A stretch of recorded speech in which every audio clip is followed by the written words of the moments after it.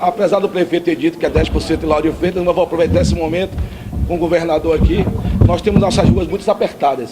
Então nós já estamos solicitando, através, todo mundo sabe que o sistema rodoviário, ele converge para o metroviário para que haja essa parceria. Ou nós temos ruas apertadas e o ônibus maior não consegue circular, já vem pedindo ao governador que ele faça uma parceria com o Lauro de Freitas, faça uma estação de transbordo, para que os ônibus menores, que são as nossas permissões, que são concedidas por nós, né, tragam os passageiros para uma estação de transbordo e aí sim vai convergir para o metrô. Mas o mais importante é aproveitar o governador aqui, já que ele quer tirar a estação da rodoviária, Lauro de Freitas está aberto, já que nós temos fronteira com a CIA Aeroporto. Então, são essas questões que são pertinentes, tenho certeza que o sistema metrô vai sim melhorar a mobilidade. Nós temos uma série de mobilidade urbana dentro de Lauro de Freitas, mas tenho certeza que essa parceria com o meio do Estado vai melhorar muito a nossa mobilidade.